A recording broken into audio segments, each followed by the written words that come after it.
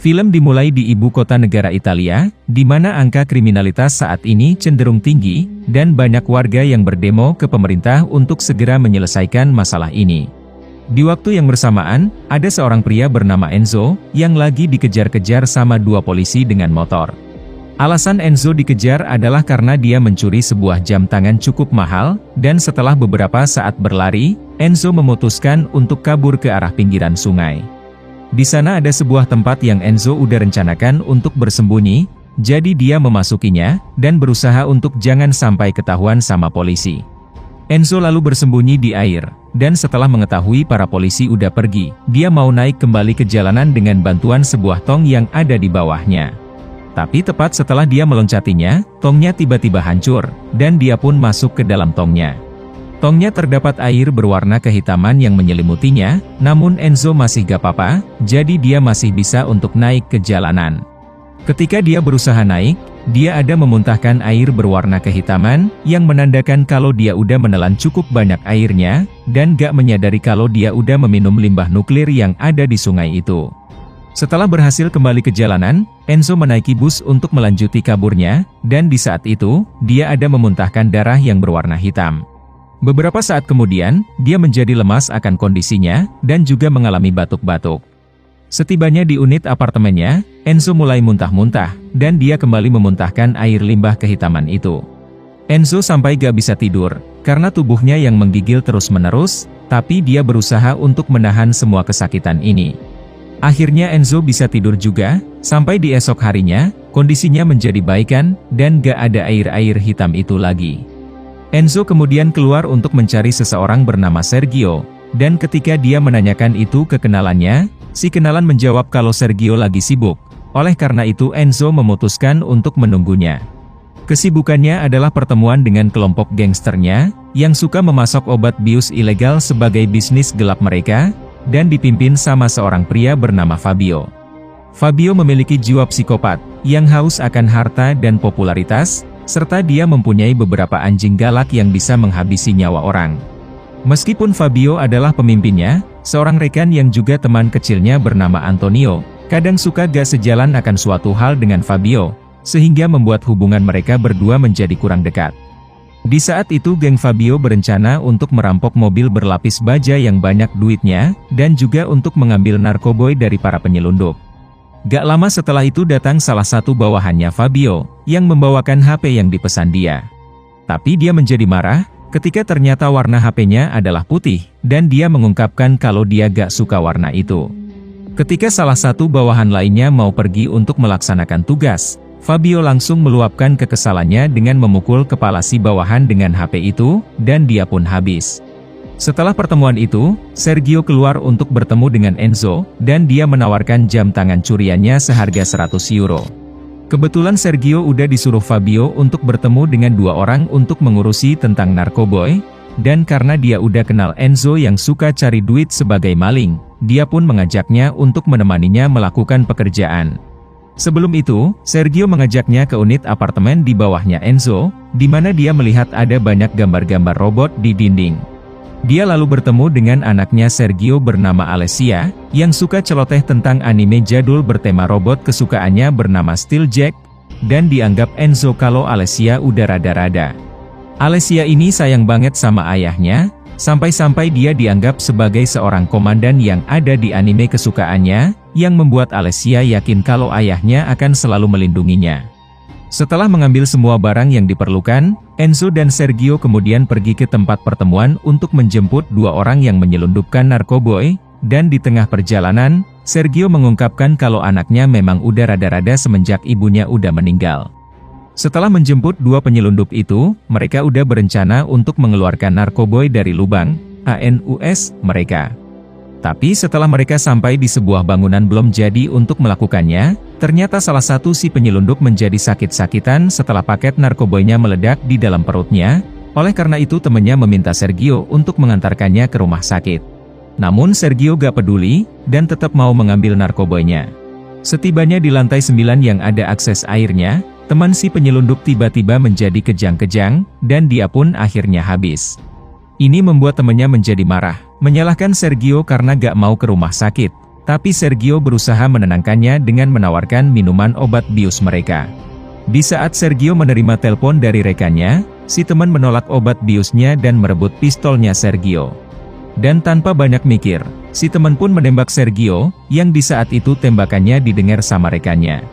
Sergio sontak membalasnya dengan menjedukkan kepalanya ke pilar, namun dia pun habis hidupnya dengan ditembak lagi. Si teman masih hidup, jadi dia menembak Enzo juga, dan dia pun jatuh dari ketinggian. Dalam ketinggian seperti itu harusnya orang bisa langsung habis hidupnya, atau sekarat kalau beruntung.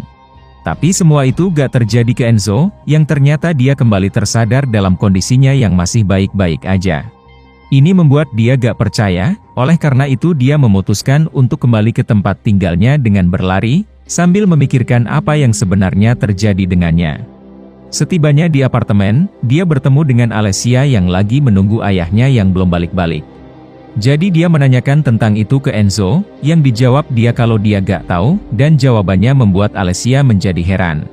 Enzo lalu memeriksa luka tembakannya di bahu, yang anehnya dia merasa gak terlalu sakit akan itu, tapi dia tetap merawat lukanya seperti biasa dilakukan. Mendengar Alessia yang masih terus-terusan bertanya di mana ayahnya, membuat Enzo menjadi muak, oleh karena itu dia pun meninju pintunya, dan pintunya pun langsung bolong. Setelah Alessia akhirnya pergi, Enzo menjadi heran dengan kekuatannya, sebelum dia mau menutup lubangnya dengan lemari. Namun lagi-lagi kekuatannya bisa menarik, dan mendorong lemarinya dengan mudah. Dia lalu mencoba meremuk benda besi, dan dia dengan mudah meremukkannya, menyimpulkan kalau dia udah mendapatkan kekuatan super dari limbah nuklir yang dia temui. Karena ini, dia memanfaatkan kekuatan ini untuk mencuri sebuah mesin ATM, dengan memakai pakaian serba hitam untuk menyamar. Meskipun di sana ada CCTV, dia tetap mencuri mesin ATM-nya, dan akhirnya dia pun dapat duit yang banyak, serta bisa membeli makanan favoritnya yang lebih banyak lagi. Enzo kemudian memeriksa lukanya, yang ternyata lukanya udah hilang sepenuhnya, menandakan kalau dia juga mendapatkan kemampuan penyembuhan diri yang cepat. Sementara itu di tempat clubbing, gengnya Fabio bertemu dengan kelompok gangster lainnya, yang dipimpin sama seorang wanita bernama Nunzia. Gengnya Fabio udah bekerja sama dengan gengnya Nunzia, untuk menjadi pihak yang mengambil narkoboy, yang biasa dipesan sama gengnya Nunzia. Di saat itu bawahannya mengabari Fabio tentang Sergio yang menghilang, jadi keesokan harinya, gengnya Fabio pergi ke tempatnya Sergio. Di sana mereka bertemu dengan Alessia yang menjadi ketakutan sambil teriak-teriak, yang didengar sama Enzo di atas. Fabio menanyakan keberadaan Sergio, yang tentu aja gak diketahui anaknya. Gak lama setelah itu Enzo turun, dan memberi tanda ke Alessia untuk jangan ngomong apa-apa tentang dia. Fabio lalu menyuruh Enzo untuk jangan berada di lantai ini, merasa gak suka kalau ada orang lain yang memerhatikan gengnya. Fabio kemudian mau mengambil pasokan obat bius yang disimpan Sergio, tapi mereka gak berhasil menemukannya. Melihat tontonan anime favoritnya dipegang-pegang, Alessia pun menjadi marah besar, dan dia pun mencakar Fabio. Ini membuat wajah mulusnya menjadi terluka, jadi dengan menggunakan pisau daging ke arah wajah Alessia, Fabio menanyakan lagi di mana ayahnya, dan tiba-tiba datang seorang pria dari jendela. Pria itu ternyata adalah Enzo, tapi gengnya Fabio sulit mengenalinya karena penampilannya, sebelum keributan pun akhirnya terjadi. Dengan kekuatan supernya, Enzo bisa mengangkat bawahannya Fabio yang gendut, dan melemparkannya ke arah meja. Enzo juga mempunyai pertahanan yang kuat, jadi segala bentuk serangan mereka seakan gak mempan ke dia. Setelah semuanya dihajar, Enzo menyuruh Fabio untuk pergi dan melepaskan Alessia, yang disetujui dia. Namun tepat setelah Alessia meloloskan diri, Fabio pun menebas kakinya Enzo, sebelum Fabio kabur keluar. Setelah melihat Enzo yang mantap, Alessia menanyakan apakah bisa bertemu lagi, yang dijawab Enzo kalau mereka gak akan pernah bertemu lagi. Tapi setelah melihat situasi dan kondisi Alessia yang bisa berbahaya baginya, Enzo pun memutuskan untuk mengajaknya menetap di tempatnya. Ini membuat Alessia menjadi senang, dan celotehnya tentang anime favoritnya makin kumat, terutama menyamanyamakan Enzo dengan karakter utama di anime favoritnya bernama Hiroshi Shiba, yang bisa bertransformasi menjadi robot Jack. Ketika Alessia terus menceloteh, Enzo berfokus ke luka kakinya dengan jari kelingking kakinya yang putus, dan mau menyambungkannya kembali, berpikir kalau kemampuan penyembuhannya bisa mengatasi itu. Setelah melihat Alessia udah tertidur, Enzo memeriksa barang-barang milik Sergio yang dia pegang sebelumnya, dan mengetahui rencana gengnya Fabio untuk merampok banyak uang yang dibawa mobil berlapis baja nanti. Esok harinya, Enzo memeriksa luka jari kelingking kakinya, dan mengetahui kalau ternyata jarinya gak mau menyambung kembali. Dia lalu mau pergi untuk merampok mobil berlapis baja itu, tapi sebelum itu dia menanyakan Alessia di mana tempat ayahnya menempatkannya ketika dia di penjara, yang dijawab Alessia kalau tempatnya adalah sebuah panti asuhan. Jadi Enzo menempatkan Alessia di panti asuhan itu, dan akan menjemputnya besok, yang diketahui Alessia kalau Enzo mau merampok lagi. Oleh karena itu dia mau mengasihnya topeng Jack bikinannya, tapi ditolak Enzo secara halus. Awalnya Alessia mengaku gak suka berada di tempat ini, namun setelah Enzo berjanji dengannya akan membelikannya gaun putri, Alessia pun setuju untuk menunggu di tempat ini. Sementara itu, gengnya Fabio melihat sebuah video tentang Enzo yang merampok mesin ATM kemarin, dan ternyata videonya menjadi viral. Mereka kemudian pergi balik ke markas, di mana tempat mereka udah ditungguin sama para bawahannya Nunzia, yang mau mengambil narkoboy para penyelundup itu. Tapi setelah mengetahui Sergio udah habis hidupnya gara-gara ditembak, Fabio meminta waktu untuk menggantikan rugi narkoboy senilai 200.000 euro itu. Para bawahan pun setuju, sehingga gengnya Fabio mempunyai cukup waktu untuk merampok mobil berlapis baja itu, yang udah mereka rencanakan sebelumnya. Setelah melihat mobilnya datang sesuai perkiraan, mereka melihat Enzo yang ternyata udah berada di sana, dan menghentikan mobilnya dengan lemparan batu. Setelah mobilnya berhenti, dia pun mendekati mobil dan melumpuhkan para penjaga di dalam. Lalu, dia membuka paksa pintu belakangnya, untuk mengambil semua duit yang ada. Ini tentu aja membuat Fabio gak terima dengan menembak Enzo dari jauh, dan memutuskan untuk membatalkan misi.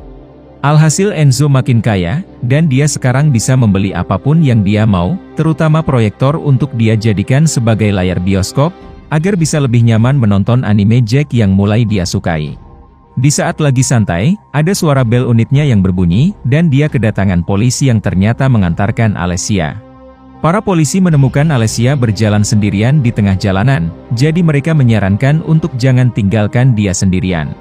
Ini tentu aja membuat Enzo marah, karena Alessia yang udah membawa polisi ke tempatnya, yang dibalas Alessia kalau Enzo gak datang-datang ke panti asuhan, jadi dia memutuskan untuk pulang sendirian. Meskipun begitu, Enzo gak mau membahayakan Alessia dengan tinggal di sini, oleh karena itu Enzo mau mengantarkannya ke tempat lain, yang tetap ditolak Alessia. Dia lalu melihat Enzo yang udah menyukai anime favoritnya, jadi dia mau menonton bersama dengan Enzo, yang susah untuk ditolak dia. Nonton barenglah mereka, sampai Alessia secara gak sadar udah menyentuh tangannya Enzo, yang dipikir dia kalau Alessia mau pegangan tangan. Tapi beberapa saat kemudian, tiba-tiba dia menjadi ketakutan akan gerakan-gerakan yang dilakukan Enzo, seakan-akan dia trauma dengan masa lalunya, yang tampaknya dia pernah mengalami pelecehan seksual. Setelah ditenangin Enzo dan berjanji gak akan menyakitinya, Alessia meminta untuk pergi menyelamatkan ayahnya, yang dia pikir ayahnya disekap di dalam gua api seperti cerita di anime favoritnya. Maka dari itu Enzo membawanya ke wahana anak-anak yang ada guanya, yang dipikir Alessia kalau itu gak mungkin gua api. Mereka kemudian jalan-jalan ke mall, di mana Enzo mau membelikan Alessia gaun putri seperti yang Enzo janjikan. Setelah beberapa saat berjalan, Alessia melihat gaun putri berwarna merah sesuai keinginannya. Tapi meskipun udah mendapatkan gaun kesukaannya, Alessia masih kepikiran tentang ayahnya yang belum dia temukan, jadi dia kembali sedih akan itu. Ketika Enzo menanyakan ada apa, Alessia memintanya untuk menyelamatkan ayahnya dengan teriak-teriak, sehingga Enzo pun akhirnya mengungkapkan kalau ayahnya udah meninggal. Ini tentu aja membuat marah Alessia, sampai-sampai menganggap Enzo gak layak mempunyai kekuatan supernya, dan itulah sebabnya dia terus-terusan sendirian, sebelum Alessia pergi darinya. Dia kemudian menaiki tram, namun gak lama setelah itu kepergiannya dihentikan sama Enzo, yang membuat dia menjadi ketahuan sama banyak orang kalau dialah penjahat super yang membobol ATM itu. Dia sengaja melakukan itu agar dia bisa meminta maaf, dan mau menebus kesalahannya dengan mengantarkan Alessia ke tempat mayat ayahnya disimpan. Alhasil Alessia menjadi percaya lagi, dan dia pun diangkat layaknya seperti putri, sambil direkam video sama banyak orang. Gak lama setelah itu ada bom yang meledak di kejauhan, sebagai pertanda kalau ada kasus kejahatan lagi yang terjadi di sana, jadi Enzo pun memanfaatkan kesempatan ini untuk langsung menjauh dari para warga. Mereka kemudian pergi ke tempat mayatnya Sergio disimpan, di mana Alessia mencium kening ayahnya sebagai tanda perpisahan, sebelum Alessia siap untuk diamankan kembali sama Enzo dari gengnya Fabio. Sementara itu, Fabio mengetahui beberapa warga yang mulai pada ngefans sama si penjahat super, terutama ada yang bikin gambar si penjahat di dinding markasnya, membuat Fabio menjadi iri akan ambisi popularitasnya yang belum tercapai. Dia kemudian kembali ke dalam markasnya, di mana dia melihat Antonio yang mau pergi ke gengnya Nunzia untuk memberinya duit 100.000 euro dulu, untuk menenangkan geng mereka. Ketika Antonio mengaku kalau duit itu dia pinjam dari seorang rekan mereka, Fabio pun menjadi marah, merasa malu karena masalah geng mereka diketahui sama orang lain, sehingga terjadilah perdebatan dia dengan Antonio. Antonio beralasan melakukan ini demi bisa mempertahankan geng mereka, tapi Fabio menyalahkan orang yang kayak Superman itu yang udah mencuri duit di mobil berlapis baja, yang seharusnya menjadi milik mereka. Meskipun begitu, Antonio tetap pada keputusannya untuk pergi menemui Nunzia, yang membuat jiwa psikopatnya Fabio mencuat, dengan menyuruh bawahannya untuk melepaskan para anjing galak mereka untuk menghabisi hidup Antonio. Alhasil dia kena gigit sama para anjing, sementara Fabio cukup diam untuk mendengar teman kecilnya menderita, dan akhirnya Antonio pun habis. Setelah itu Fabio melihat berita tentang si Superman itu yang makin viral, lalu melihat video pembobolan ATM-nya yang udah ditonton sampai 40 juta view, dan yang gak suka sama videonya cuma 13 orang aja. Alhasil Fabio makin iri, dan dia pun meluapkan kekesalannya dengan memecahkan foto grup musiknya, dengan dia yang pernah gabung di grup itu waktu remaja dulu. Dia lalu pergi ke rekannya untuk meminjam duit 100.000 euro lagi, dan berjanji akan mengembalikannya nanti. Gak lama setelah itu ada sekelompok orang yang menyergap, yang ternyata itu dari gengnya Nunzia. Meskipun Fabio udah kasih tahu kalau dia udah punya duitnya, Nunzia tetap menembak rekannya Fabio, dan mengancam akan membakarnya, karena merasa marah sama Fabio yang gak membayar narkobonya tepat waktu. Ketika Fabio mau dibakar, dia mulai menangis, dan dia pun diketawain. Tiba-tiba, muncul rekannya Fabio yang masih hidup, dan dia beserta Fabio pun menembak semua bawahannya Nunzia sampai habis. Tapi Nunzia sendiri berhasil kabur, yang membuat Fabio menjadi kesal, dan dia pun sekalian menghabisi rekannya sendiri, karena dia yang terlambat menyelamatkannya ketika Fabio udah dipermalukan. Setibanya di markas, Fabio melihat para anjing galaknya yang udah pada habis hidupnya, begitu juga para bawahannya yang lain, menduga kuat kalau ini semua adalah tindakan dari gengnya Nunzia. Namun ketika ditelusuri lebih lanjut, ternyata masih ada satu bawahannya yang gendut yang masih hidup.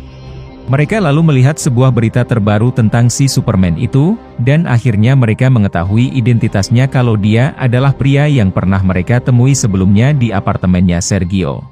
Setelah mengetahui kebenarannya, Fabio pun mengajak bawahan gendutnya untuk memburu si Superman itu. Sementara itu, Enzo dan Alessia berencana untuk pergi bersembunyi di sebuah hotel.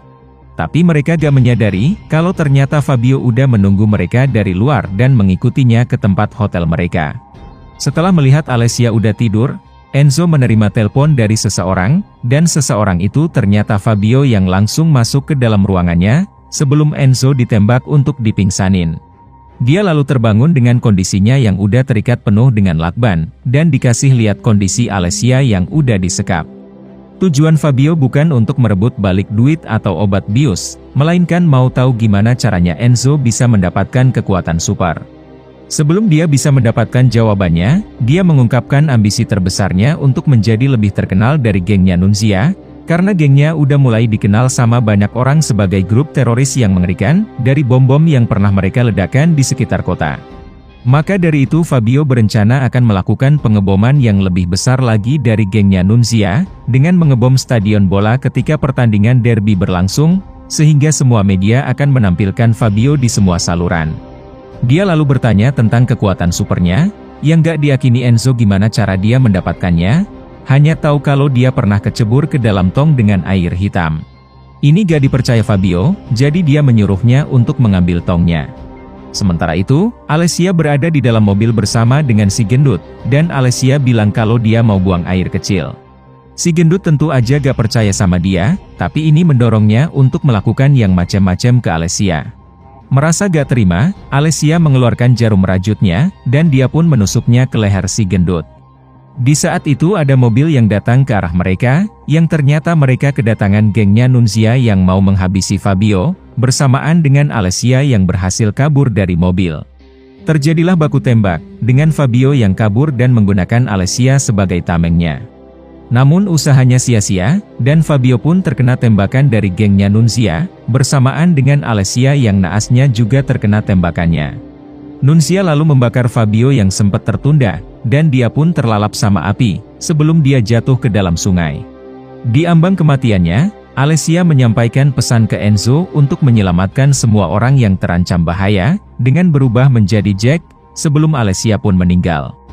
Esok harinya, terlihat tangan Fabio yang muncul di permukaan, sebagai pertanda kalau dia udah berhasil berubah menjadi manusia super juga seperti Enzo.